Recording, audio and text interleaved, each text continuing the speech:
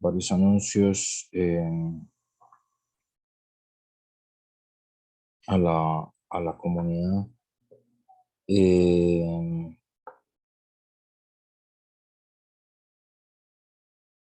Bueno, primero la comprensión de lectura, ¿verdad?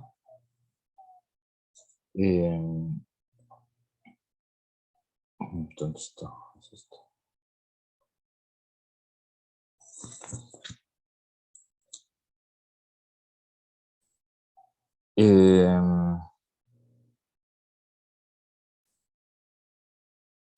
A ustedes les hace falta, bueno, terminar la guía, ¿verdad? Que están en eso. Pero les hago la entrega y recordatorio formal del folder de comprensión de lectura, que es al inicio de cada clase los estudiantes que tendrán que discutir una lectura relacionada con el tema, llenar una guía de comprensión de lectura. Los estudiantes deben guardar este documento. Al final del año, los estudiantes deben entregar un archivo comprimido de al menos 9 comprobaciones de lectura, porque con la que vamos a hacer hoy serían 11, entonces al menos 9 para tener los 20 puntos. Y bueno, esta instrucción fue leída el 26 de noviembre y la fecha límite para entregar el folder es el 3 de diciembre a las 23:59 p.m., es decir, 8 días.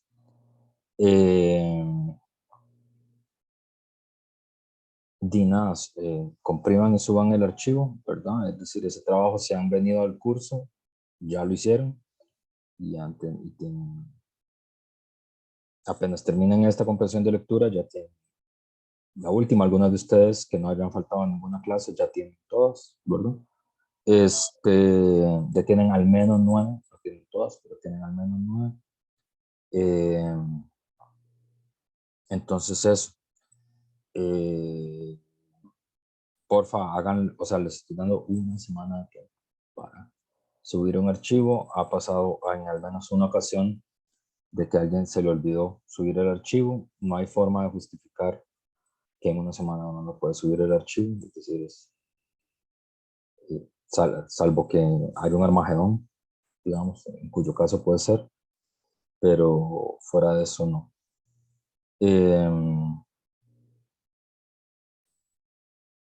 La otra cosa es recordarles la guía de preguntas, ¿verdad? Que también están por terminarla. Está ahí, es al 3 de diciembre del 23 del 59. No lo dejen todo para último momento. Y eso. Y finalmente vamos a hacer la última comprobación de lectura, que es esta que tienen ustedes acá, la lectura 11. Entonces, les voy a enviar a los cuartitos de trabajo. Y antes de que se me olvide, que me parece importante hacerle un reconocimiento a Catalina. Ayer la estuvimos escuchando junto con el grupo de Tacares en el evento que tenía preparado el 100 para el 25 de noviembre. A mí me parece muy importante que aunque ustedes todavía no son profesionales, se animen a hablar en público y a participar de ese tipo de eventos y a ser panelistas de temas que ustedes manejan, les interesan, les apasionan. Y es una cosa que hay que aplaudir y que hay que reconocer, me parece, porque en general a la gente joven se le reconoce muy poco, inclusive cuando hace esfuerzos. Entonces, reconocerle ese trabajo a Catalina, que me parece muy valioso. Gracias, profe. También por nada, participar ahí, estar apoyando. de nada. Igual, quienes no vieron la conferencia deberían verlo. Es una conferencia muy interesante, la verdad. Las tres intervenciones son muy interesantes y muy útiles también para el curso, eventualmente. Bueno, entonces les voy a mandar a los grupos.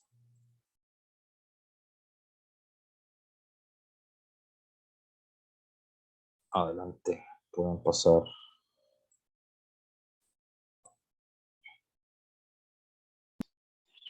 Ok, entonces,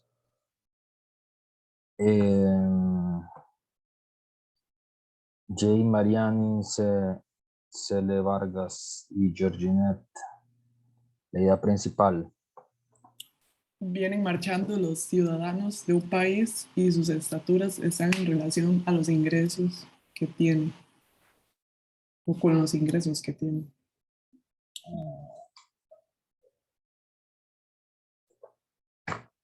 Cata, Gretel, Laura y Raquel, ¿qué opinan de esa idea principal para el texto? Que pusimos la misma. Nosotros pusimos las citas que dice, la idea es que vienen marchando los ciudadanos de un país y sus estaturas están en relación a los ingresos que tienen.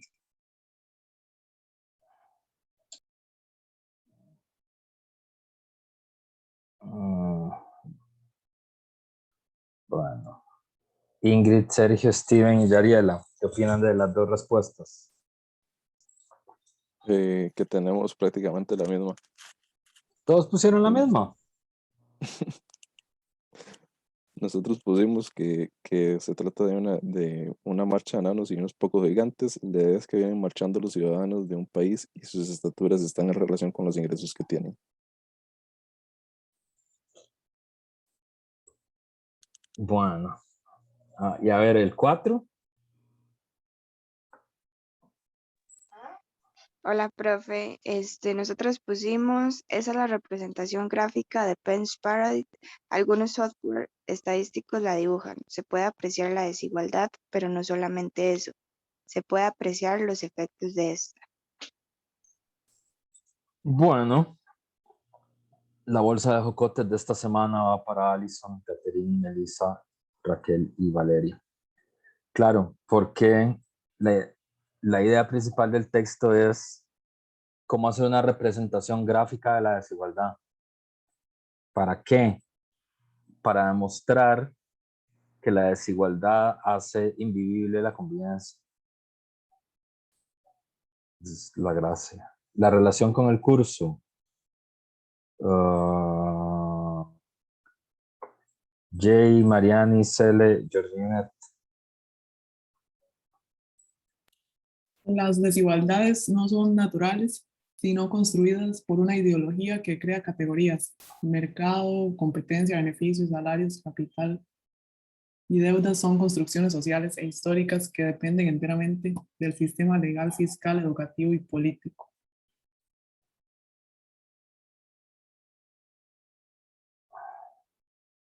Cata, Gretel, Laura y Raquel, ¿qué opinan de ese vínculo con el curso?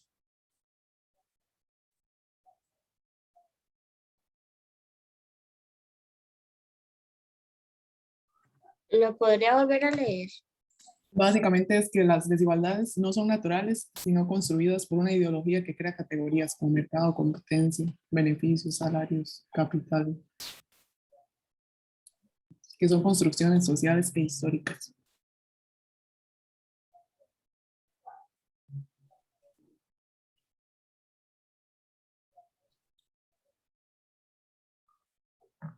¿Está bien de relación con el curso? ¿Qué pusieron ustedes de relación con el curso?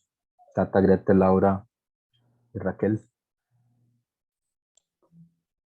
La relación que nosotros pusimos es que la lectura representa una metáfora de la desigualdad existente en Chile, de ello se contempla la concentración y distribución desigual de la riqueza, por lo tanto representa cómo se va manifestando el capitalismo y asimismo el neoliberalismo.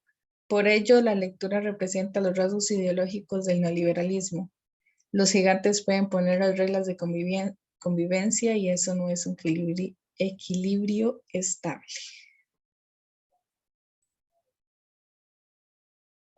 Ok.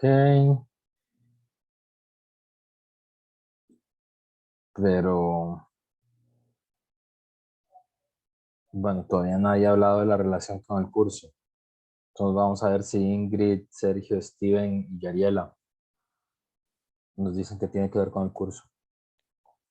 Bueno, nosotros lo que pusimos es que la relación se puede ver como con la lectura de Amartya Sen sobre el desarrollo, en el sentido que el desarrollo tiene que ver con potenciar las libertades y capacidades de las personas y no solo en aumentar la renta de las naciones. Eso se demuestra en el texto, por ejemplo, cuando se menciona que los gigantes pueden poner las reglas de convivencia y que eso no es un equilibrio estable, ejemplificando un modelo de desarrollo que privilegia los aumentos de la renta. Mm, muy bien, no esperaba esa, pero sí está bien. Ok. Está bien. No, no es la que esperaba, pero también está bien. Y last but not least, Alison, Catherine, Melissa, Raquel y Valeria.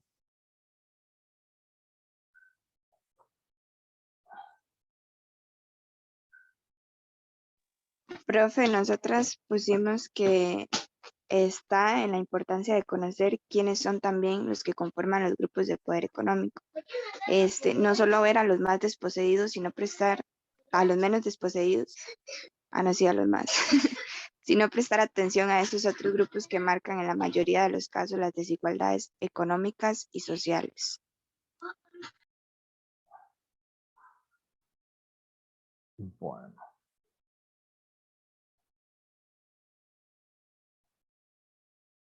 Bueno, la lectura tiene que ver más con las últimas dos lecturas que vamos a revisar hoy, que es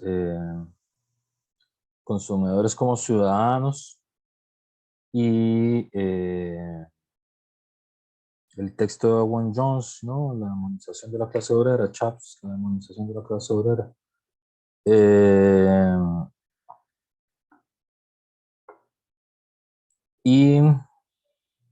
Pero antes de eso, voy a hacer una pregunta, que es, yo sé que los profesores no tenemos que preguntar cosas personales, pero es para ilustración del curso, que es, de todos ustedes, ¿quién es la más pequeña de estatura?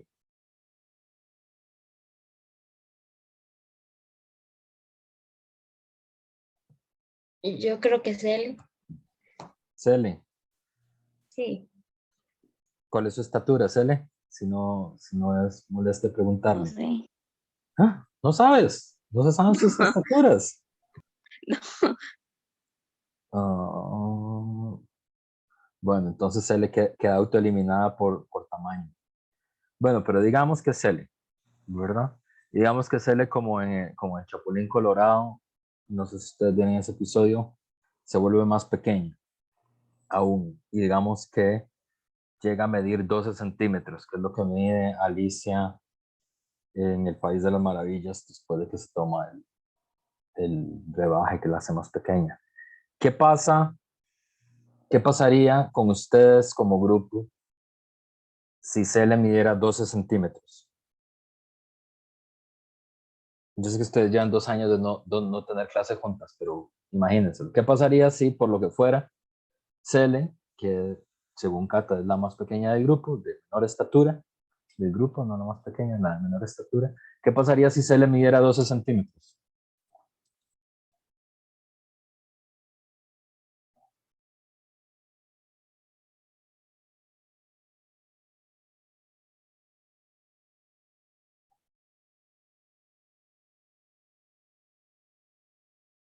¿Qué pasaría?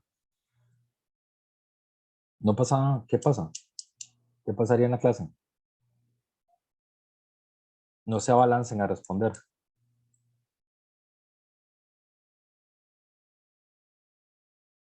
Sí, profe, no se ve.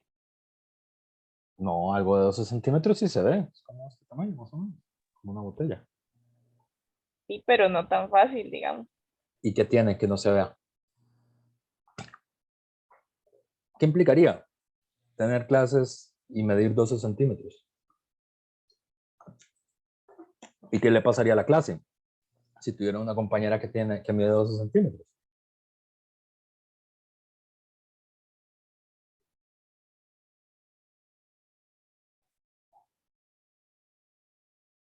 No pasaría nada.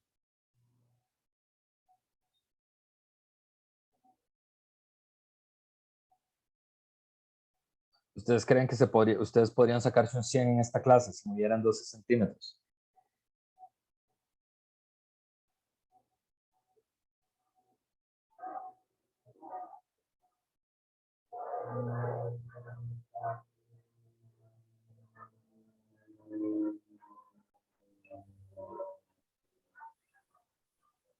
Jay, ¿ibas a decir algo o no? Es que estoy pensando, pero si dependiera de la estatura, ¿no, profe? ¿Usted qué cree? ¿Podría sacarse un 100 en esta clase? Midiendo 12 centímetros. Profe, Marisol, Bueno, Jay, ¿me cualquiera de las escucho? dos. Sí, sí, te escuchas. Bueno, yo creo que no podría por la limitación de condiciones, porque también en una realidad más cercana se ha visto mucho cómo las personas que tienen enanismo, digamos, en Costa Rica, han tenido mucha limitación para conseguir trabajo o, por ejemplo, para hacer compras o demás. E incluso una que no tiene enanismo, pero es muy pequeñita, digamos, depende de donde usted vaya y ocupa alcanzar algo, no puede. Entonces, para estar en un rango de los estudiantes de altura promedio,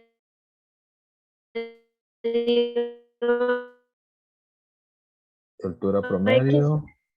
no podría alcanzar la pizarra, ni siquiera podría manipular el teléfono, porque es casi del mismo como una limitación de condiciones, no hablarse, porque el sistema está bajo un estándar, digamos, o responde a un estándar. Por Claro. eso es, Por ejemplo, ¿cómo tendrían que hacer? Si ustedes miden 12 centímetros, ¿cómo tendrían que hacer mi guía de trabajo?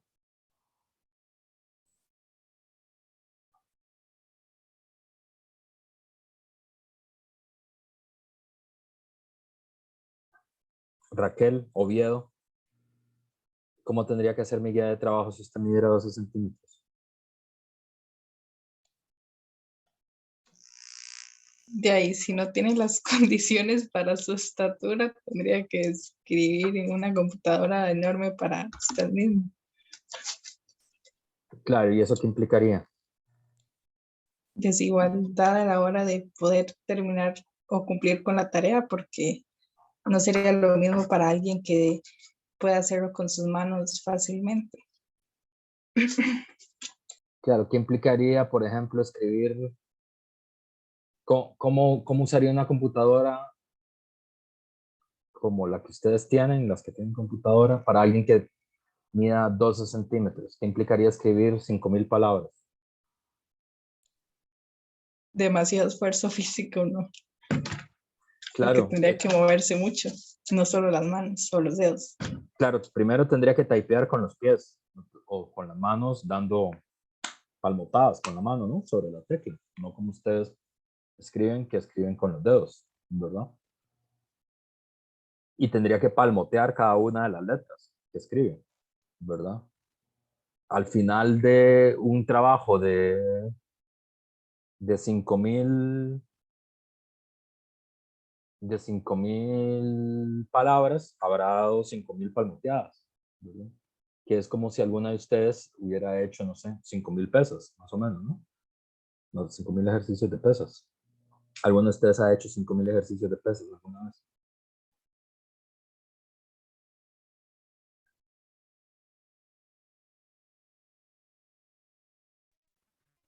al segundo ya no quiero seguir. Muy bien. ¿Cuánto tiempo? ¿Cuánto es la mayor cantidad de pesas que usted ha hecho, Jay? En la que juega deporte, que hace deporte competitivo. Yo creo que eso para Sol, que ella sí es más como de pesas y esas cosas. Bueno, Sol, ¿cuánto es lo más que usted ha hecho de pesas? depende si es en brazos o en piernas. En brazos, digamos que, suponiendo que tendrías que palmotear la computadora para poder redactar 5,000 caracteres. En brazos era ¿Cuánto es lo más que aguante un 20, día? 40, 40. de no, 40 40 kilos, sí era. ¿Cuántas repeticiones? 4 series de 10, creo. 40. Sí. Digamos que esforzándose de sobremanera, tendría 80 series, ¿verdad? En un día. Para escribir mi ensayo, tendría que calcular 80 series, que es lo que más te aguanta en un día, por, digamos que es un examen de 8.000, para que mi matemática sea más fácil. Ocuparía 100 días para redactar mi trabajo, ¿verdad? Y yo lo más que les doy es 15, ¿verdad? Pero por el tamaño que ustedes tienen, ocupan al menos 100 sobreesforzando. ¿Por qué?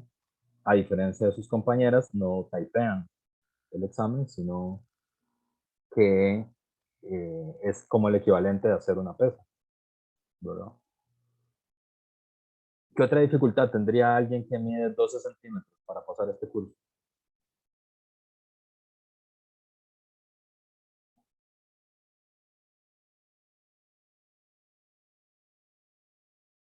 Ninguna. Profe, yo pienso que, bueno, no sé, en el transporte y las formas de desplazarse, recibir las clases, bueno, si fuese presencial, ¿verdad? Y ¿Cómo así? así, no sé por qué pienso en eso. ¿Cómo así? ¿Por qué sería más difícil o menos difícil? ¿Por qué? Porque tendría que caminar demasiado, bueno, ahí subiendo esas escaleras de la universidad, por ejemplo, las gradas, o para subir al ¿cómo se llama esto? Donde uno se sienta, escritorio, sí, o no sé, pupitre, El y, pupitre. ujú, y así. Y así como. E implicaría también un esfuerzo físico muy grande y también necesitaría o que estén adecuados a su estatura y sus necesidades, digamos, el pupitre, pero en la universidad no hay nada como adecuado para una persona de 12 centímetros. Yo creo que nadie lo ha pensado nunca. Claro, pero fíjese el punto, Georgette, que es, si usted mide 12 centímetros, ¿para qué quiere un pupitre? O sea, ¿de qué le sirve el pupitre? Y la respuesta que uno tendría que decir es que no sirve de nada. ¿Qué otra dificultad? Georgette diría, subir las gradas de la U, ¿qué más? ¿Qué otra cosa no se puede hacer si no mide 12 centímetros?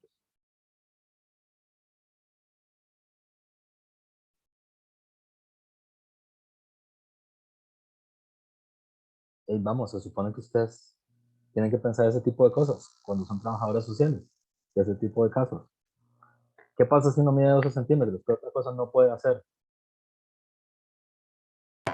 Profe, pero es que sí, condiciona todo. O sea, el solo el inicio de, por ejemplo, comer, hacerse, si es una persona como independiente, digamos, no hay materiales para, o sea, implementos materiales para reproducir la vida, digamos, para adaptados para una persona de 12 centímetros, digamos. Entonces, solo por ese hecho ya condiciona solo el llegar a estudiar, digamos, a poder acceder a la educación, digamos, por algo, no sé, un bebé no puede hacer ese montón de cosas, digamos, porque a nivel como general, todas las cosas están adaptadas a una persona con un tamaño ahí promedio, digamos. Está bien, todas esas respuestas están muy bien, pero yo lo que quiero es que, ¿saben cuál es el problema con la respuesta de Cata y con la respuesta de Georgina? Que tiene que ver con la parte final del texto, que es, ¿por qué les está costando tanto esta parte? Porque las respuestas son respuestas que están bien en general, pero yo no quiero respuestas en general. ¿Por qué les está costando tanto decirme cuáles serían las dificultades de alguien que mide 12 centímetros? ¿Cuál es la razón? Porque no pasa, porque usualmente no somos acercadas a eso. ¿Por qué no pasa? Y por qué es que uno ni piensa en eso. Ese es el Ujú. punto. Ni piensa en eso. ¿verdad? Entonces, una respuesta general que no le resolvería nada a alguien material que mide 12 centímetros, ¿verdad? Ustedes podrían decir, sí, es que no hay condiciones porque todo está adaptado para alguien que mide más, ¿verdad? Que mide, no sé, 1,20 m, 1,30 m, 1,40 m, ¿verdad? Ah, mejor si mide 2 metros. Pero el problema es, y esto es lo que estaba intentando forzarlos a hacer, pero parece que no salió muy bien el ejercicio, es obligarlas a decir, viérase que es que yo ni siquiera lo he pensado. Y como ni siquiera lo he pensado, no se me ocurre ni siquiera cuál es el problema. Georgina dice, no podrían usar el pupitre, pero lo que uno diría es, ¿para qué uno quiere un pupitre si mide 12 centímetros? ¿Verdad? Los pupitres serían inútiles para ellos, ¿verdad? Y luego podría seguir, bueno, está el ejemplo del taipeo, uno podría decir los libros serían imposibles porque no pueden cargar libros, no se podrían desplazar porque la universidad está hecha para desplazarse caminando y para ellos caminar de un aula a otro podría significar lo que para nosotros sería, no sé, que ustedes tuvieran que tomar una clase en San Ramón y la otra clase en Palmares, por ejemplo, y tuvieran que ir caminando. No pueden tomar agua, o solo podrían tomar agua bebida o llovida porque no hay tubos de ese tamaño. Y entonces, si usted sigue sumando, se da cuenta que hay cosas que ni siquiera ha pensado. ¿Por qué? Porque todos ustedes miden 1,40 m, 1,45 m, 1,50 m, 1,60 m. Nunca en la vida han tenido que pensar qué pasa si alguien mide 12 centímetros, ¿verdad? Ahora, ¿qué pasaría? ¿Quién es la de mayor estatura de todos ustedes? También con ejemplos, con búsqueda de ejemplos explicativos. ¿Quién creen que es la de mayor altura? Seguro que yo. Mariani, ¿qué estatura tiene usted, Mariani? 1,73. 1,73, muy bien. Digamos que a Mariani le pasa lo mismo que a Célere y que a Alicia en País de las Maravillas, pero al revés, ¿verdad? Y entonces Mariani mide 1,73 y por alguna razón se multiplica por 10 su tamaño, ¿verdad? Entonces ahora Mariani mide 17 metros. ¿Qué pasaría con su clase si Mariani mide 17 metros?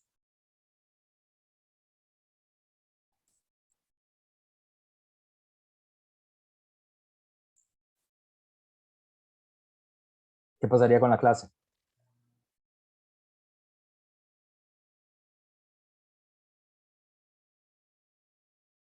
¿Qué creen que pasaría? Sería todo igual. ¿Qué pasa si una compañera de ustedes mide 17 metros o mide 20 metros? Melissa, ¿qué pasa si Mariani mide 17 metros? Profe, 17 metros. Sí, Ya sería muy alta, ¿no? claramente, pero ¿qué pasa con la clase? Ya es normal, profe. Seguimos en clase. Sigue todo igual. No habría Sí, ninguna diferencia. no. Ajá. ¿Dónde se sienta Mariani?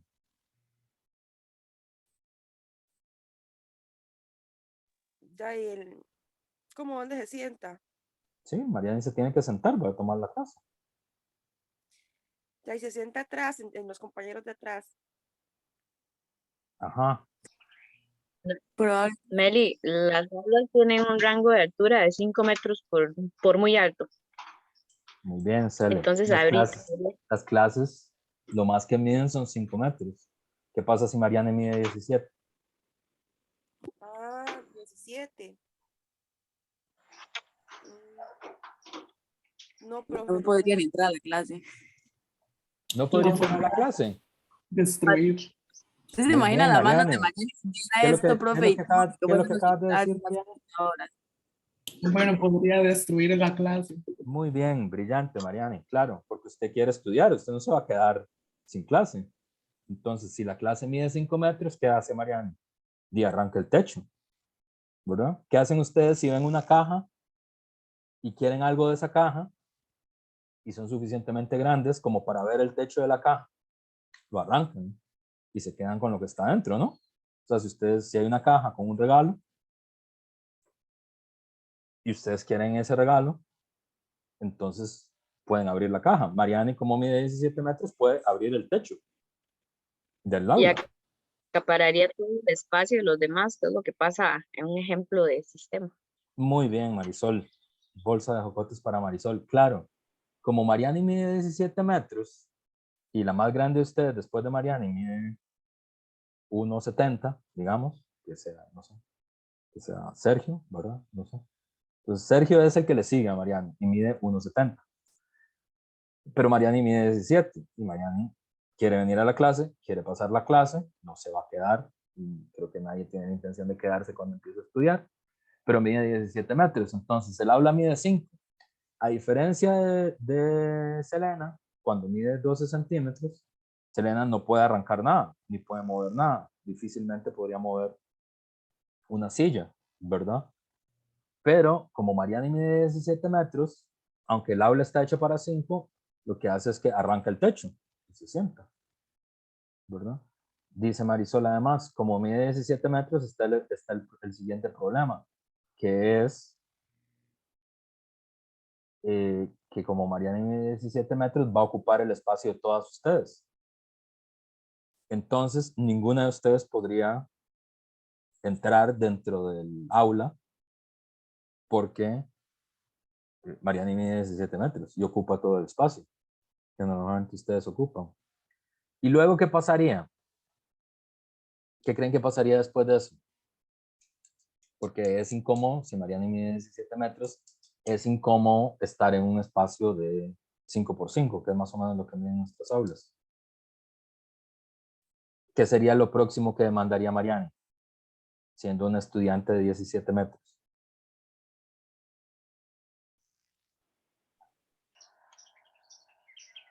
Adaptarse a las necesidades de ella. Muy bien, Marisol, anda Sharpie hoy. Muy bien. Claro, lo que Mariani demandaría después, que esto es lo que les quería decir, vean, digamos, todos ustedes miden, no sé, entre 1,40 m y 1,70 m, por ahí, ¿verdad? Si Cele midiera 12 centímetros, no importaría en nada para la clase. No importaría. La única que sufriría sería Cele, ¿verdad? ¿Por qué? Porque nada más uno diría, Di es muy pequeñita, pero Cele es muy chiquita, no puede mover nada, su voz casi no se escucha, tienen que hacer un esfuerzo extraordinario para poder ser oída, ¿verdad? Probablemente no lo oigamos, y para pasar cualquier curso y demostrar que es una persona inteligente y razonable, cuya opinión debería ser escuchada, tiene que hacer un montón de esfuerzo, como typear una carta, que puede implicarle un ejercicio de 10 días o de 15 días typeando, porque mide 12 centímetros. Pero todas ustedes, para Catalina, para Alison, para Jay, para Raquel, la vida sería la misma, nada más que sin Cele. No es relevante, no es relevante. La clase la podríamos seguir dando, y a lo sumo, las que más se compadezcan de Cele dirían o firmarían una petición y dirían, hey, hagámosle una sillita de madera a Cele pequeñita, ¿verdad? O comprémosle un mini libro del Principito para que la pueda leer, ¿verdad? O hagamos algo así, ¿verdad? Hagamos lo que podamos para que Cele no se quede atrás, porque no se les cae bien las personas que miden 12 centímetros, ¿verdad? Pero para el resto de personas, para Valeria, para Laura, para Catherine, no implicaría mayor problema. Ahora, si Mariani mide 17 metros o más, o 20 o 25, lo que pasaría es que todas ustedes se verían afectadas. ¿Por qué? Porque si Mariani dice, yo vengo aquí a la clase y me quedo con todo el espacio y arranco el techo porque es que a mí no me sirve, un techo de 5 metros, porque yo mido 17, entonces lo puedo arrancar, ¿verdad? Y ocupo todo el espacio, ninguna de ustedes puede entrar al aula, ¿verdad? Y luego, como Mariana es suficientemente grande y su voz se oye muchísimo más que cualquiera de la de ustedes, porque mide 17 metros, Mariana podría empezar a decir, vean, es que lo que pasa es que estas aulas son muy chiquitas, porque las aulas son de 5 metros, pero yo mido 17, y entonces yo ocupo que el aula mida 17 metros, o 20, o 25, o 30, para que además no solo yo pueda entrar, sino que además sea cómodo, ¿verdad? Y esto es lo que pasa. Entonces, en el caso 1, en el caso de Selena, fíjense que la única que se vería afectado sería Selena. Inclusive cuando yo les pregunto qué dificultades tendrían ustedes mismas, eso hubiera sido un buen examen, se los hubiera puesto en un examen. Bueno, ya fue. Ya no lo hice. Será la próxima generación que sufra esa pregunta. O que disfrute esa pregunta, nunca lo sabremos. Pero para el resto de ustedes la vida sigue igual, solo para Selena es más difícil, ¿verdad? Porque al final, inclusive ustedes, en el ejemplo imaginario, les cuesta pensar ni siquiera qué problemas tendría Selena, solo se les ocurre pensar un poco como generalidades, ¿verdad? Sí, claro, sería muy difícil para ella, ¿verdad? Pero cuando uno, que es lo mismo, este es el punto, es lo mismo con la gente empobrecida, ¿verdad? Uno dice, claro, es más difícil, pero eso es una generalidad. Pero la pobreza y la desigualdad, pero la pobreza en sociedades desiguales, todo, no es falta de dinero, sino que la falta de dinero es uno de los elementos, pero es sobre todo una red tupida de desigualdades que se refuerzan mutuamente una a la otra, ¿verdad? En el caso del tamaño de Selena, cada cosa que sucede es una desigualdad que refuerza a la otra, ¿verdad? La falta de agua refuerza el tamaño de la universidad, el tamaño de los libros refuerza que a Selena le duele la cabeza porque el profesor, aunque hable en tono normal, como ella mide 12 centímetros, le parece que está gritando por el tamaño que tiene el profesor. Entonces es recibir clases gritado todo el tiempo. Nunca hay libros para ella, nunca hay comida para ella, el sol es más intenso, ¿verdad? Subir las gradas implica como una maratón, ¿verdad? Entonces, la vida es extraordinariamente más difícil, pero no en general, sino cada pequeño aspecto y cada detalle de la vida real es más difícil. En cambio, en el ejemplo de Mariani, su tamaño hace que más bien ella tenga ventajas sobre ustedes. Les pueda desplazar del aula, pueda sacar el techo del aula, como su voz se escucha más y es más sonora, puede terminar haciendo que la universidad construya aulas de 20 metros, pero las aulas de 20 metros solo le sirven a Mariana y no le sirven a nadie más, ¿verdad? Porque es la única que tiene ese tamaño, ¿verdad? Y es obvio que las aulas de 20 metros son más caras, más grandes, ocupan materiales. Entonces, pese a que Mariani es más grande, la inversión que se hace en Mariani es superior a la del resto, aunque sea solo ella, ¿verdad? Y aquí viene el punto que tiene que ver con la lectura, que es ¿por qué Jean Pen hace lo que hace? Porque en términos de dinero, a nosotros nos cuesta mucho visualizar las diferencias al cabo de un rato.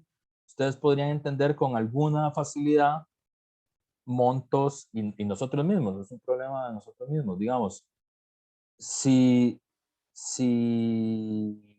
a Selena le llegara de beca 300,000 colones y a Allison le llegara de beca 150,000 colones, Allison diría, fue, qué mal, qué montón de diferencia, lo que le llega a Cele y lo que me llega a mí, ¿verdad?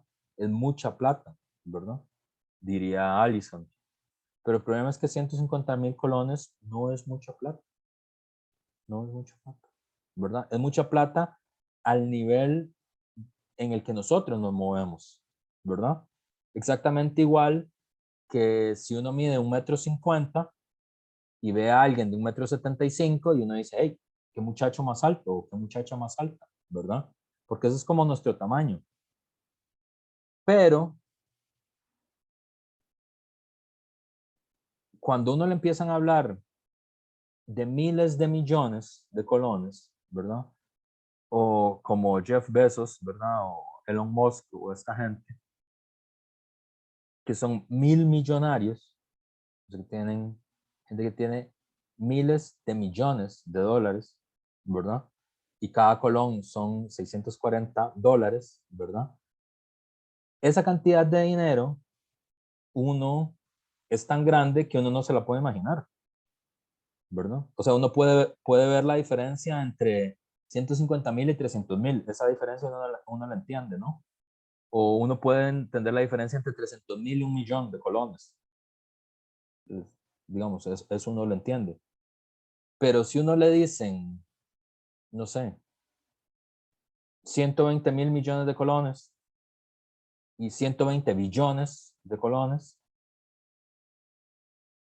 es tanta la diferencia, esos números no le dicen nada a uno, porque son tan grandes que uno ni se los puede imaginar. No hay forma de que uno se imagine esos números, uno solo ve unos y ceros, ¿verdad? Entonces, lo que hace Penn es hacer un juego, una metáfora, que es intentar trasladar las diferencias de ingreso a diferencias que uno puede entender más, que es las diferencias de tamaño, ¿verdad? Porque si el ingreso promedio de cada uno de ustedes es $500,000 de colones en su núcleo familiar, y les dicen que hay otra persona que tiene de ingreso familiar 50 millones de colones, uno dice, bueno, sí, es más que yo, pero no me cuesta dimensionar qué significa eso como diferencia, ¿verdad? El diagrama lo que hace es una invitación a pensarlo en términos de tamaño, ¿verdad? O sea, trasladar el ingreso al tamaño físico que nosotros tenemos, ¿verdad? Y la pregunta, y esta es la idea principal del texto, es, bueno, ¿cómo es posible la democracia y la convivencia si hay gente que mide 10 centímetros y hay gente que mide 17 metros? O sea, ¿cómo es que podríamos vivir así? ¿Verdad? O sea, ¿cómo se podría organizar una sociedad donde hay gente que mide 120 metros y gente que mide 10 centímetros, o 8 centímetros, o 4 centímetros? ¿Cómo se organiza una sociedad así? ¿Cómo podríamos ir a la universidad? ¿Cómo podríamos tomar el bus? ¿Cómo podríamos usar los parques? ¿Verdad? Y la respuesta, que era lo que yo estaba intentando motivarlas a que lo pensaran, es muy difícil, porque uno diría, no se puede, no se puede. ¿Cómo hacemos una universidad donde Selena mida 12 centímetros y Mariana mida 20? ¿Cómo funciona una universidad así? Y la respuesta a la que ustedes tendrían que llegar es, no funciona, no se puede, ¿verdad? Sería imposible construir una universidad donde haya, no sé, personas que miden 5 centímetros y personas que miden 45 metros. No podríamos hacerlo, sería imposible. Y sin embargo, esas son nuestras sociedades. Las sociedades en las que vivimos, Chile, Costa Rica, Brasil, México, son sociedades donde hay personas que miden 3 centímetros y personas que miden 120 metros. Y así son nuestras sociedades, ¿verdad? Traducidas en términos de ingreso, ¿verdad? Que es lo que en nuestro mundo garantiza las posibilidades de acceso a la educación. Ese es el punto. Entonces, estas dos lecturas que vamos a revisar ahora, Consumidores como Ciudadanos y el de Owen Jones, que ya serían las últimas dos lecturas, hablan sobre estos problemas, es obvio que somos sociedades desiguales, pero la pregunta es, ¿qué nos hace como sociedad, como individuos, como personas, como ciudadanos, la desigualdad? ¿Qué nos hace? ¿Verdad? No la cosa más obvia que es, yo tengo cosas y yo tengo menos cosas que esta otra persona, ¿verdad? O hay cosas que yo quiero y no puedo tener y esta otra persona sí las puede tener, que son como muy obvias, ¿no? ¿Qué nos hace como sociedad estas desigualdades, ¿verdad? Esto es lo que vamos a ver en la segunda parte de la clase. Entonces, vamos a hacer el corte para desayunar, son las 8:15. Y nos vemos a las 8:35 para la segunda parte de la clase. Pues a las 8:35 nos vamos. Ok, entonces, vamos a hablar de dos textos que están anudados por el mismo tema, que es el tema de la desigualdad, ¿verdad? Y cómo funcionan las sociedades desiguales. Pero antes de eso, una pregunta importante para todos ustedes, que es, a ver cómo están, ¿qué es la identidad? Que esta sí tiene que ser pregunta que puedan responder a la altura del 4º año de trabajo social. ¿Qué es la identidad?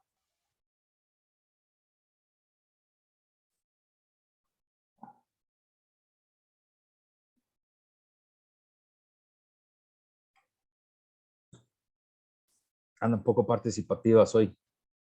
Melissa, ¿qué es la identidad?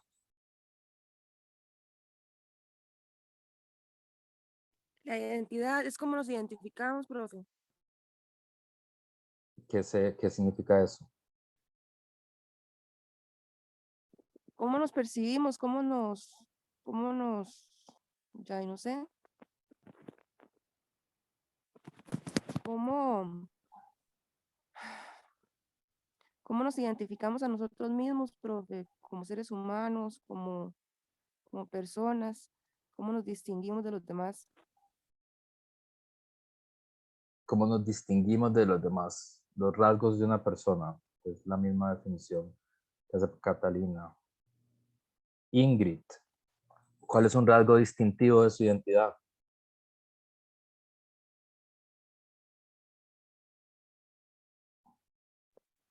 De mi identidad como persona yo. Sí, bueno, si quieres participar, sí, le pregunté a Ingrid, pero si quieres participar, No, adelante. mejor. Ingrid, ¿Cómo, profe?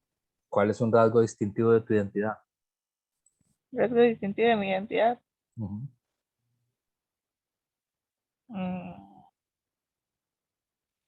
No sé. Un carácter fuerte, tal vez. El carácter. Sí. Bueno, está muy bien. El carácter. Ok, puede ser.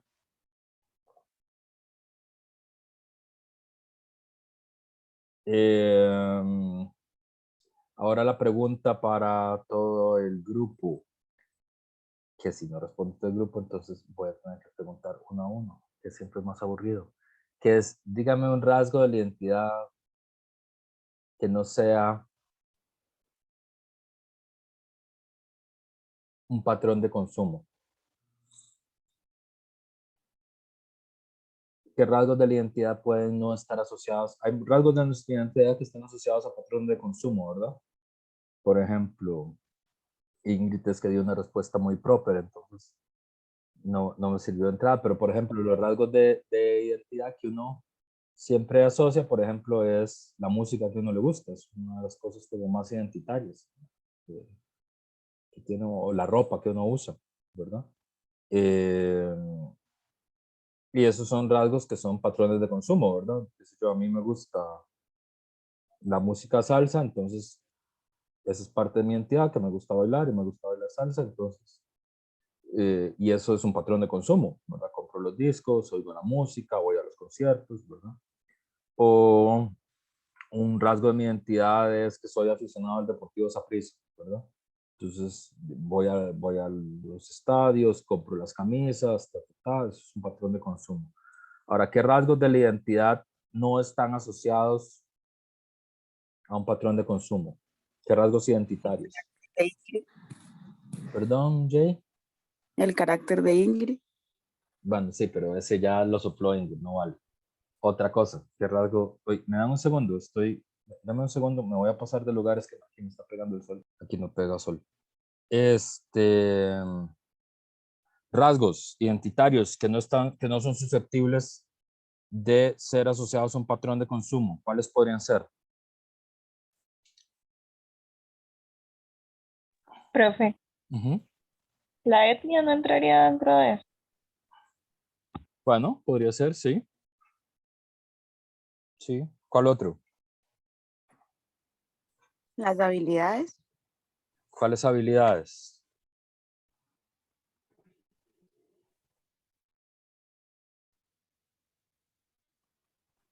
No sé, profe, por ejemplo,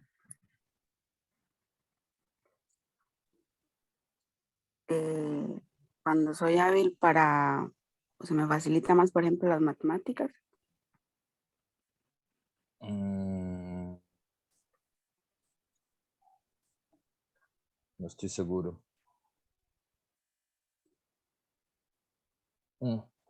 Pensemos en otra. ¿Cuáles rasgos de identidad no es un patrón de consumo? ¿Qué otras cosas?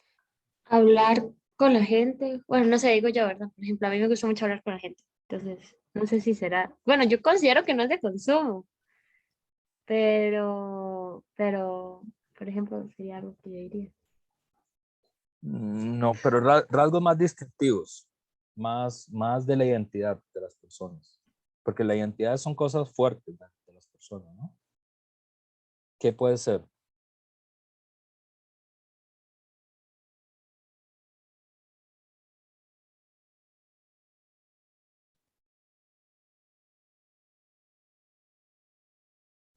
Bueno, rasgos que son importantes identitariamente en las personas, por ejemplo, es la fe religiosa, que no es un patrón de consumo.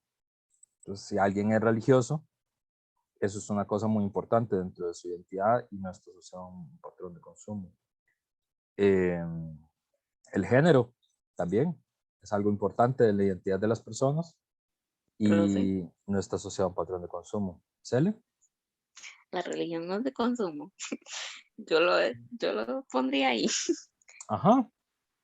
Pues no necesariamente, ¿no?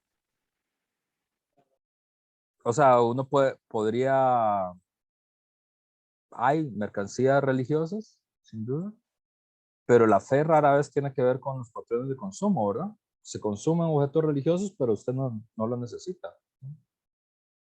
La fe son sobre todo prácticas más que consumo, ¿no? O sea, uno sabe como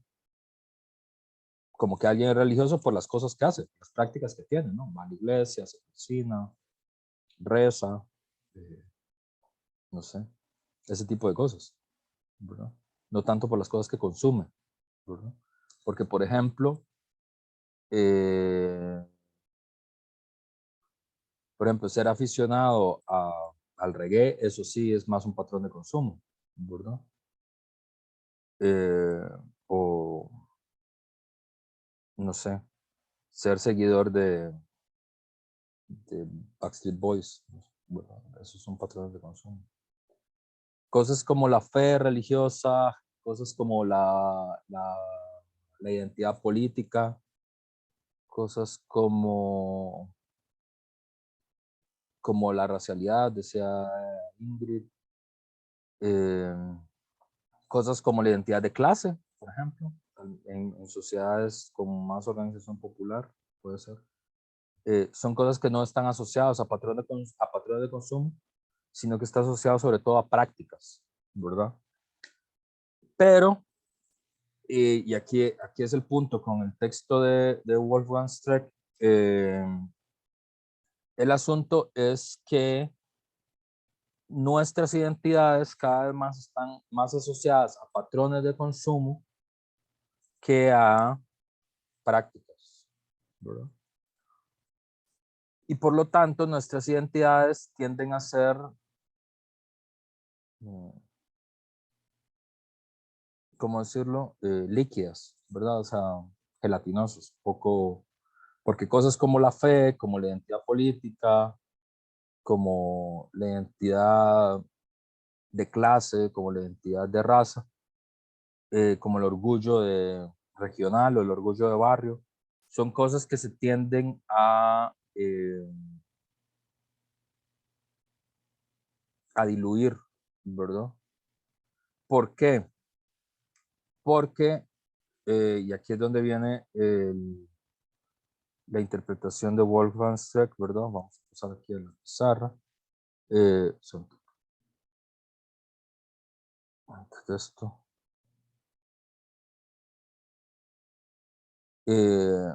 ¿Por qué la lectura se llama ciudadanos como clientes, verdad? ¿Por qué se llama ciudadanos como clientes? La lectura se llama ciudadanos como clientes porque claramente lo que quiere es distinguir qué cosa es un ciudadano, qué cosa es un cliente. ¿Y qué pasa cuando se tratan a los ciudadanos como clientes? Entonces, vamos a preguntarle a Marisol, que sé que trabaja en eso, pero no sé si está en la clase. Sí, ahí está Marisol. Marisol, ¿qué es un cliente? Una definición de cliente.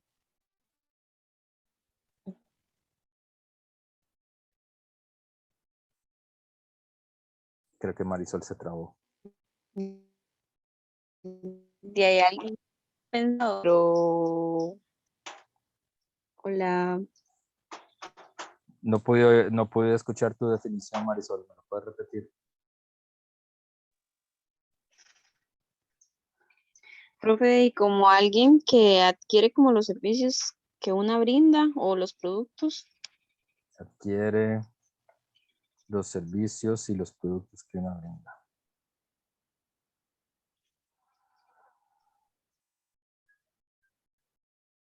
Ok, los servicios y los productos.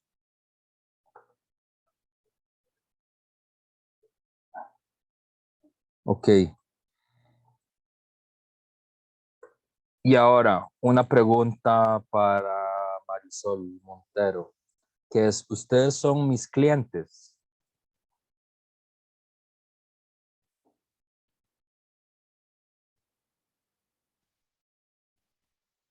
Profe, qué fuerte pregunta. Yo diría que sí, si vemos a la educación bueno, como se ha ido viendo a través del capitalismo, que ya se ha ido mercantilizando y entonces se ve como un servicio más que se brinda, tomando en cuenta que a usted se le paga, digamos, por darnos las clases y entonces está brindándonos el servicio, digamos, de enseñarnos algo en específico. Pero esto es una forma muy fea de verla, digamos. Pero yo diría que sí, que es un servicio. Que sí, ok. ¿Y por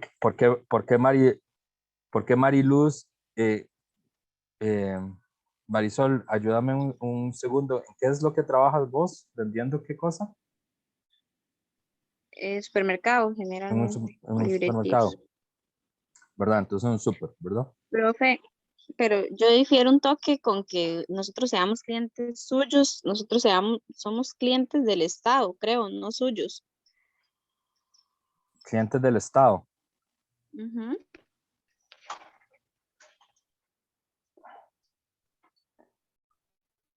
Ok, entonces, Marisol cree que la sensación de incomodidad de Mariluz con decir sí, es un servicio y sí somos sus clientes, es que en realidad no son clientes mías, sino que son clientes del Estado. ¿Es eso lo que le produce incomodidad a Mariluz? ¿O qué puede ser lo que le produjo incomodidad a Mariluz cuando afirmó que sí, que ustedes son mis clientes? Profe, Ingrid. tal vez como el consumismo de la educación, digamos, la mercantilización de la educación que estamos viendo, porque no es como que nosotros le estamos comprando un servicio a usted, pero al mismo tiempo sí estamos pagando como por su clase, digámoslo así, como que estamos pagando por la educación. Entonces, tal vez a eso se refiere con que somos clientes, como que es casi que estamos comprando el conocimiento, digámoslo así.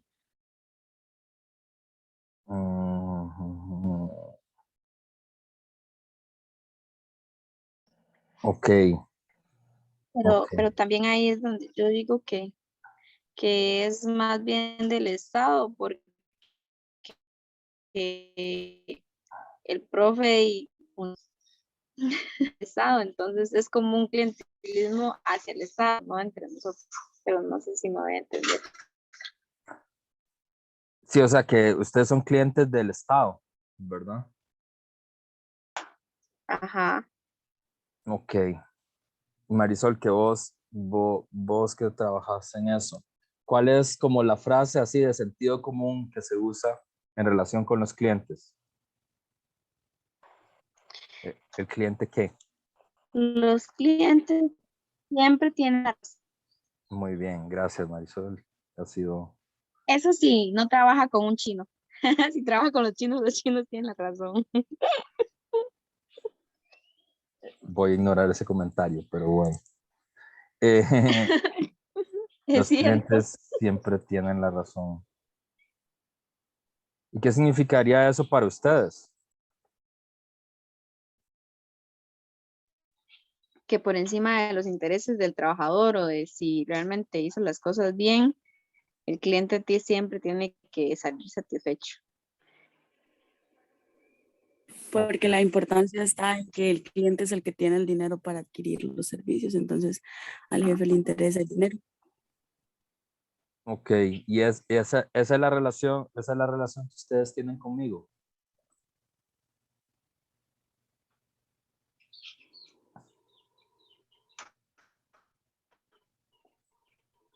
O sea, por ejemplo, ustedes salen satisfechas después de 4 años No. de decir, bueno, ahora sé de Aristóteles, leímos a un tipo que se llama Owen Jones, discutimos cuál es mi identidad, me preguntaron cómo sé, si yo sé quién soy o no, creo que fue Ingrid, sí, fue Ingrid la que la clase pasada dijo, yo no me acuerdo dónde discutimos esto, pero creo que tuvo que haber sido aquí, ¿verdad? Que no sé qué, no me acuerdo que estamos discutiendo, lo de la risa o algo así, pero si lo discutimos en algún lado.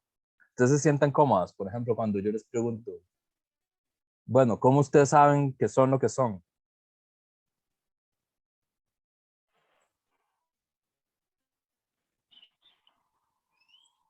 Eso les da la misma comodidad que cuando se compran un champú, digamos. No sé si usan champú ustedes, pero supongo que sí.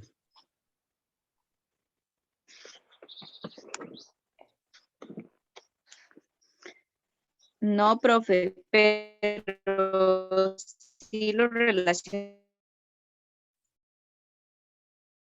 como a los títulos universitarios. Entonces, como tal, los profes tienen un papel fundamental para, digamos, la formación y que lo que se vende, digamos, en el sistema. No sé si me voy a entender. Es que no te pude escuchar bien, se te cortó Marisol. Si nos puedes repetir. Es que creo que lo que Marisol está haciendo referencia es... bueno, hable María, a ver si se le escucha bien. ¿Sí me escucho?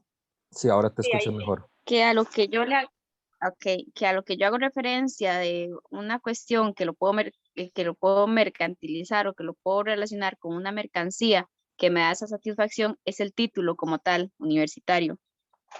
Entonces ahí es donde yo digo que nosotros somos clientes es del Estado. Y que incluso los profes también a esa misión, porque usted al final lo que venden y la satisfacción que hay de por medio y demás es el título, no es el conocimiento como tal, es el bendito cartón que usted está comprando que no les, bueno, que a ustedes se lo validan, pero realmente el cartón no les sirve, lo que les sirve es el conocimiento, pero el conocimiento no se lo pueden reconocer si no tiene el cartón. Sí. Sí, ahora sí se te entendió ¿Sí clarito. Sí, se te entendió clarito. Gracias, Marisol. Cata, ¿quiere decir algo? Profe, bueno, la discusión es como, ¿qué creemos entre ciudadanos y clientes? Si somos clientes del Estado ciudadano, o cómo exactamente. Es que me parece un toquecito. Es que lo que dicen las chicas es como de cliente, o sea, no sé, por lo menos yo no considero que seamos clientes del Estado. ¿Por qué no, Entonces, Cata? porque al ser clientes, siento que tenemos como una independencia y no sé, como que hay cierta independencia dentro de ese concepto sobre decidir por esta clase. Por ejemplo, los clientes siempre tienen la razón, digamos, y el Estado, en cambio, digamos, yo creo que el concepto de ciudadano, ¿verdad? Implica toda una cuestión como diferente, donde el Estado,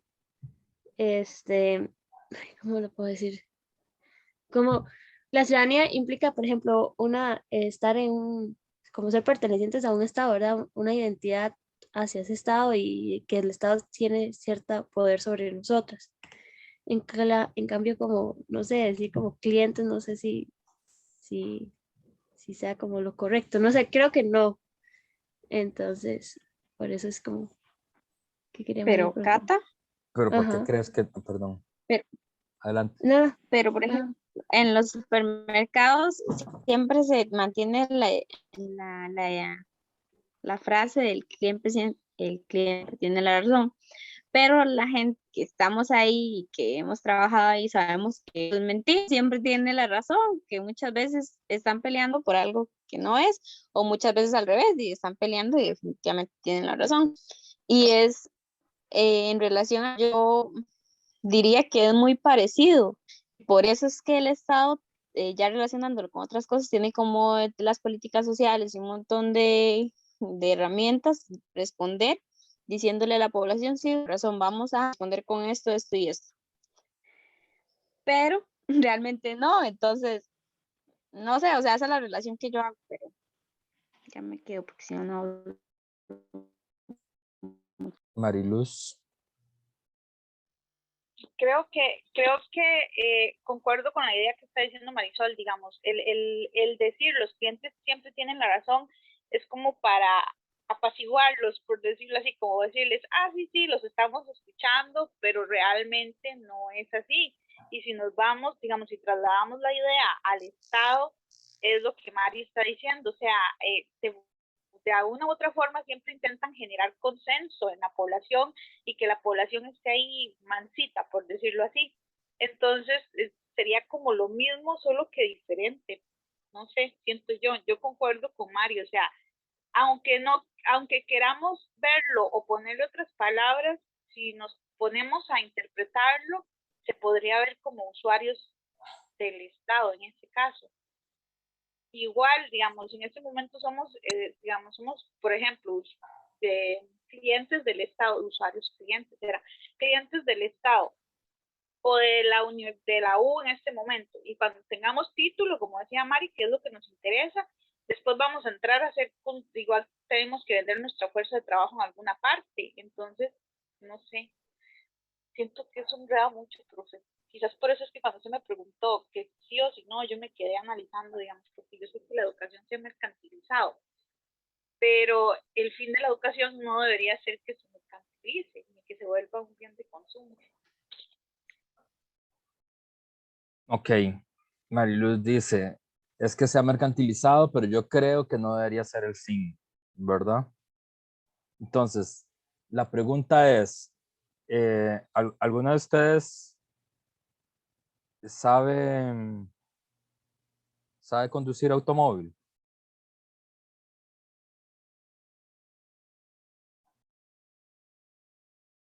¿Ninguna conduce automóvil? ¿Cata sí conduce automóvil? Yo también. Mariani conduce automóvil. Bueno, entonces, Mariani, bueno, puede ser que hayas aprendido porque te enseñó alguien de la familia, tu mamá o tu hermana, o algo. ¿Cómo fue que aprendiste? Sí, me enseñaron mi papá.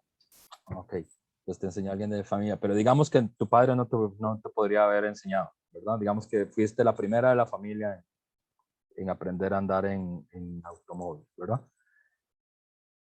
Y hay ustedes saben que hay empresas que le enseñan a uno a conducir, ¿verdad? Supongo que conocen alguno, ¿verdad? Si normalmente uno le pide a un amigo, o al papá, o al hermano, o a la hermana, o a la tía, o a algún familiar, si no conoce a nadie, paga, ¿verdad? Para que le enseñen, ¿verdad? Entonces, si usted tiene dos empresas para aprender a conducir y el objetivo es pasar la prueba, porque hay una prueba de manejo ¿no? Y para tener una teórica, una práctica y uno le dan una licencia para poder conducir dependiendo del automóvil que tenga que conducir, si es un automóvil de uso o si es un auto de trabajo como un tráiler, es otro tipo de prueba, ¿verdad?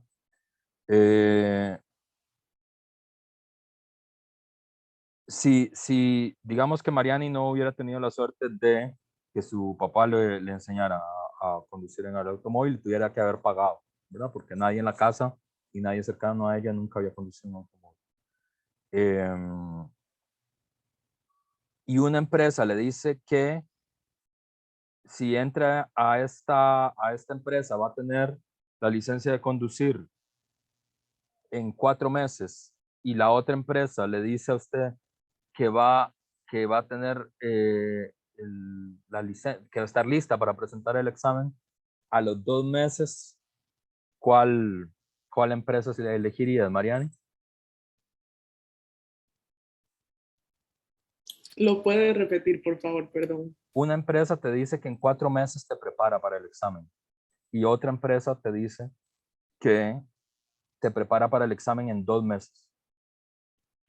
Para el examen que tuviste que presentar, ¿no? Para probar para que te den la licencia. ¿Cuál empresa elegís? La de 2 meses. ¿Por qué? Porque debería ser lo mismo, pero en menos tiempo. Claro. Estamos Claro, ¿qué es lo que hace que sea más atractiva la empresa de 2 meses? Eso, el tiempo. El tiempo.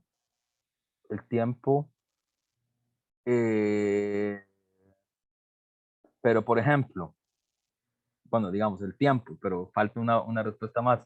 Si la pregunta es, si ustedes van al parque de diversiones o a una empresa de estas de brinca-brinca y eso, no sé si a ustedes les gusta ir como empresa de juego, y en un lado dicen, por 5,000 colones, usted puede, ¿saben qué son los brinca-brincas, verdad? Bueno, no sé, ustedes deben ser muy grandes. A Alicia le gustaba mucho eso. Pero si en una empresa de estas, como el parque de diversiones o los brinca-brincas, fly jumps, dice, usted puede estar aquí 2 horas por 5,000 colones. Y hay otra que dice, usted puede estar aquí 4 horas por 5,000 colones. ¿Cuál elegimos? Bueno, ahí sí.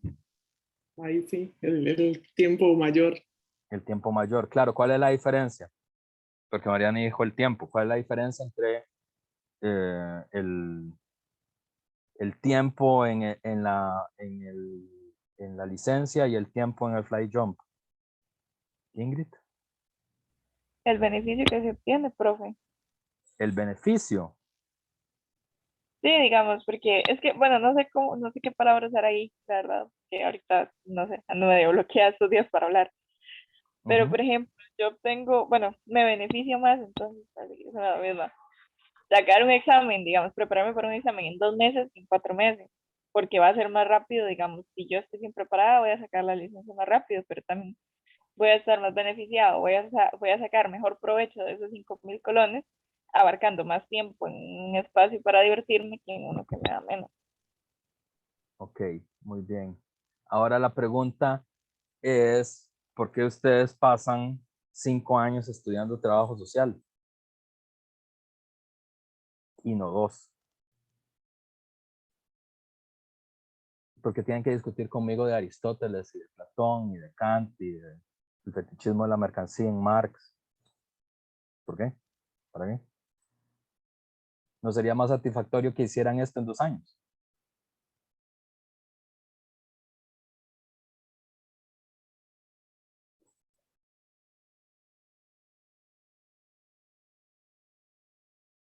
Silencio incómodo. Silencio que Profe. todo lo hemos pensado, pero no sabemos qué le vamos a decir al profe para no ofenderlo. Profe, ahí tiene que ver con las desigualdades. ¿Cómo? ¿Por qué con las desigualdades? Porque los que estamos aquí no tenemos la cantidad de plata que vale una carrera en una universidad privada. Bueno, Marisol acaba de acertar por uno de los aspectos, ¿verdad?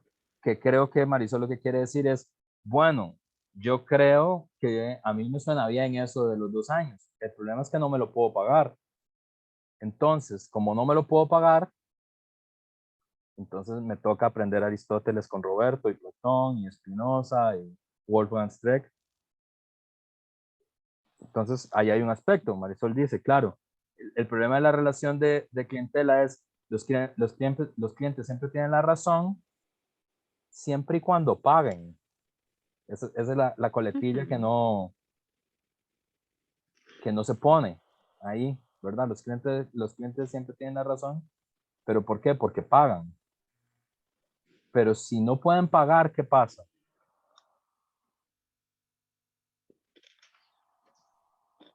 Mariluz.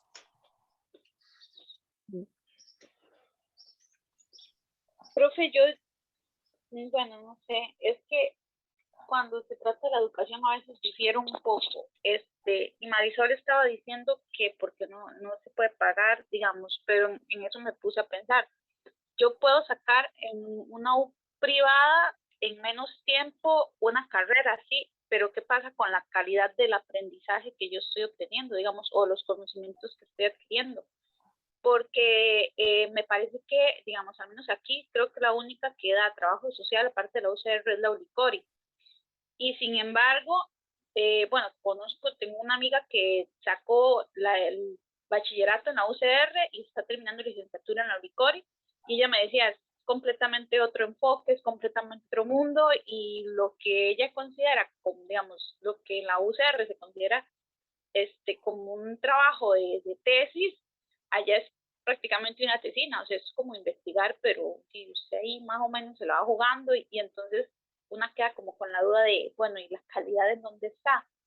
Entonces, siento que cuando se habla de educación también esa parte infiere, bueno, en educación o cualquier cosa, creo yo, que se consuma, o sea, si yo voy al supermercado a comprar un champú, no voy a ir a buscar el champú ahí, cualquiera que caiga, que me vaya a joder el cabello, voy a buscar uno que me sirva a mí, que le sirva a mi cabello y que además tenga calidad, digamos, no sé, hay un poco de azúcar y miel para enredarme en el pelo, por ejemplo.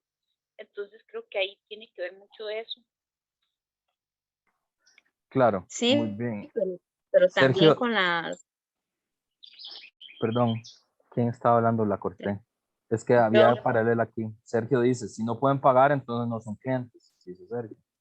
Y le haría más clara que... ajá, y que Mari pone, por ejemplo, también lo del champú, de los productos que uno consume, pero sí es que hay mucha tela que cortar, porque uno consume según la cantidad de dinero que pueda consumir.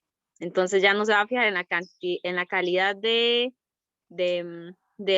producto, qué sé yo, del arroz, que decía 80, pero que vale 1000, el arroz que vale 2000 y que es 99 y es la misma cantidad. Entonces también tiene que ver mucho la capacidad de consumo que tenga usted para poder medir esas cosas. Si bien esta modalidad de la Universidad de Costa Rica o las universidades públicas es mucho mejor, y diferimos con la forma de enseñanza de las privadas, estamos de acuerdo, pero sí tiene que ver mucho. O sea, si uno se pone a ver desde el cole, ¿qué tenía uno cuando salió del colegio? ¿Qué era la opción, digamos, de estudiar? Era o alguna universidad pública o el INA, porque no tenía más que las ganas de estudiar y listo. Y una universidad pública mínimo le pide un fiador o todo ese tipo de cosas donde le acredite que no van a perder la plata. Muy bien, Marisol. Anda, hoy yo voy a abdicar en mi puesto de profe y voy a dejar que Marisol dé la clase. Fíjense, este es de lo que habla la lectura de Wolfgang Streeck y que es lo que hemos estado dando vueltas, que es, y que ustedes han colocado ahí de distintas formas, que es ha habido un cambio en la forma en la que se producen las mercancías en el mundo, ¿verdad? Durante mucho tiempo se consideró, digamos, que los productos que que los productos, ¿verdad? Eran productos estandarizados. Y estos productos lo que hacen es que satisfacían necesidades, ¿verdad? Entonces, yo ocupo, ¿verdad? Esto es, por ejemplo, para mí como el símbolo de mi vida en la escuela, ¿verdad? Que es, ¿saben qué es esto, verdad? ¿Lo ubican? ¿Qué es esto? Lápiz. Obviamente, pero ¿qué tipo de lápiz? Mongol. Mongol 2. Porque para mí esto es la vida escolar, porque este era el único lápiz que había cuando yo estudié en el colegio. Entonces, cuando uno le decían, en la escuela, perdón, cuando uno le decían, traiga 2 lápices para la escuela, ¿verdad? Lápices era esto, ¿verdad? Lápices Mongol 2, era el único que había, ¿verdad?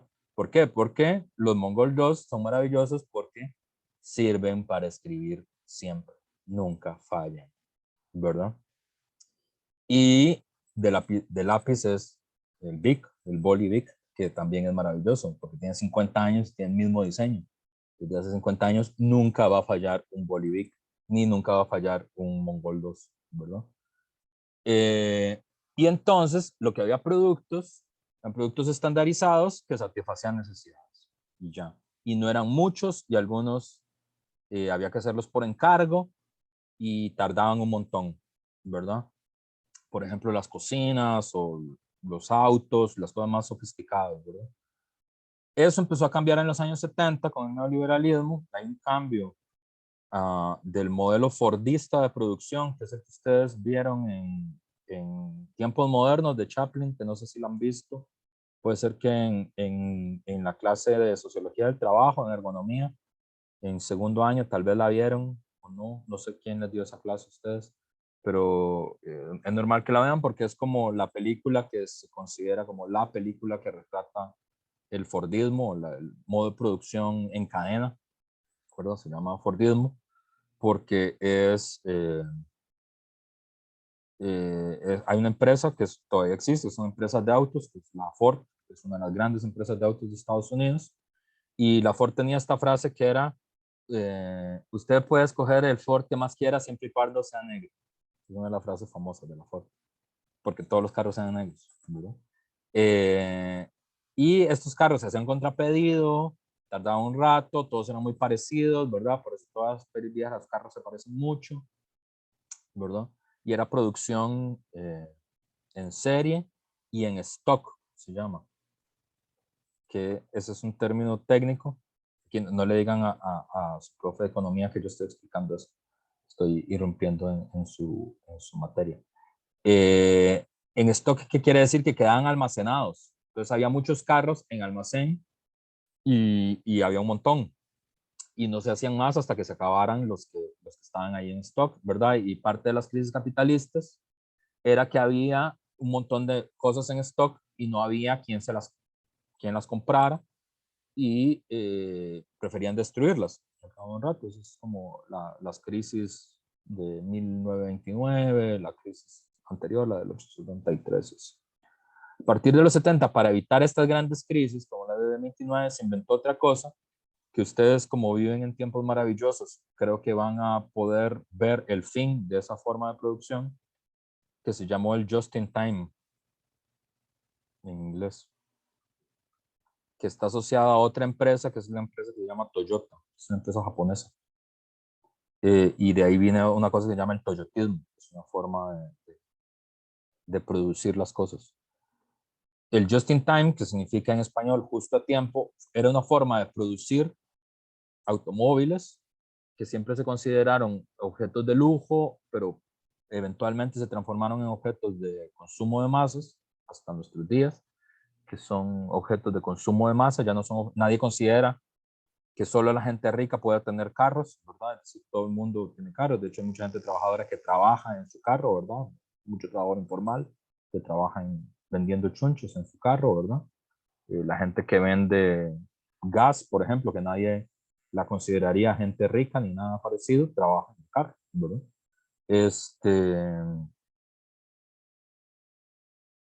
Y el just in time es una forma de producir donde no se guarda stock, sino que es justo a tiempo porque se produce solo por demanda. O sea, Ingrid quiere un carro amarillo. Entonces, le pide a la Toyota un carro amarillo y se fabrica ese carro amarillo para Ingrid, ¿verdad? O Georginette quiere un carro azul oscuro y entonces la Toyota produce solo la demanda de carros azules oscuros. Es contrapedido. Evidentemente no es tan personalizado, son los países los que piden eso, ¿verdad? Pero es una forma de producir personalizada que no tiene stock y es contra demanda. Y justamente como se empezó a producir así, cada vez más lo importante no fue la necesidad, sino no es como que se ocupa que la gente se mueva y por lo tanto entonces vamos a producir algo para que la gente se mueva, ¿verdad? Carros, trenes, buses, ¿verdad? Sino que cada vez más se transformó en fundamental el deseo, no la necesidad, sino el deseo. Y esto parece como muy filosófico, pero es muy interesante, porque no es lo mismo la necesidad que el deseo. No es lo mismo. A veces el deseo y la necesidad coinciden y está muy bien, ¿verdad? Retomando el ejemplo que siempre pongo, ¿verdad? Por ejemplo, en el caso de Jay, la necesidad de hacer deporte y el deseo de hacer deporte coinciden. Y ahí está muy bien, ¿verdad? Pero es muy normal que no coincida la necesidad y el deseo, ¿verdad? Por ejemplo, yo no tengo necesidad de comerme una pizza entera, no tengo ninguna necesidad ni biológica, ni de salud. De hecho, sería contrario a mi salud comerme una pizza entera o dos, ¿verdad? O comerme 6 hamburguesas. Sería contrario a mi salud, no está dentro, no necesito hacer eso.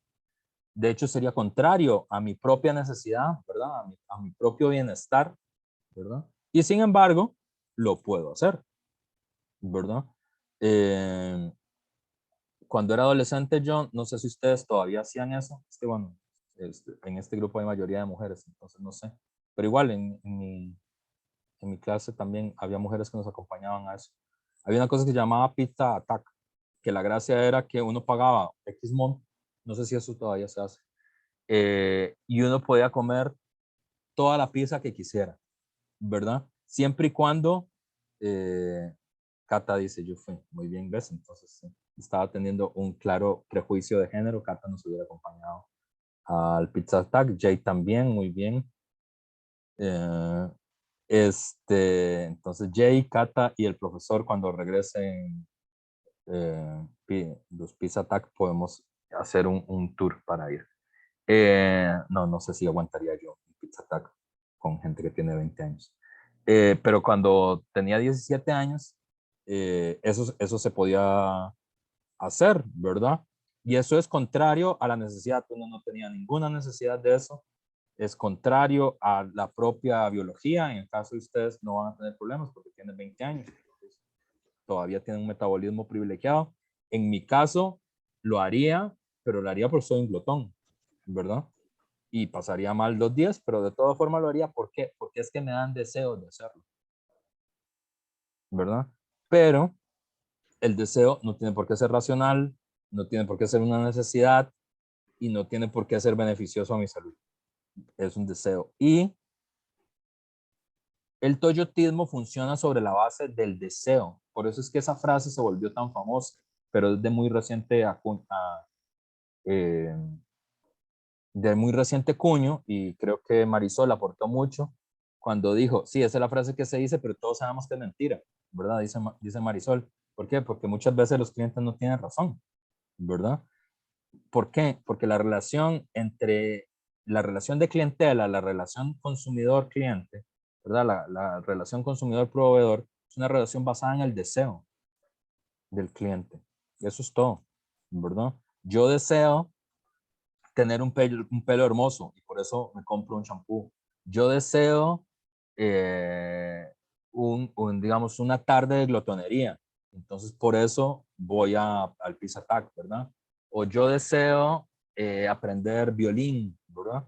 y por eso pago clases de violín, ¿verdad? Eso es un deseo. O yo deseo, más complejo aún, yo deseo que mis amigas crean que soy una persona muy sofisticada. Entonces, por eso le pago clases de violín y de piano a mi hija, para que la gente diga, uy, qué gente más sofisticada es, ¿verdad?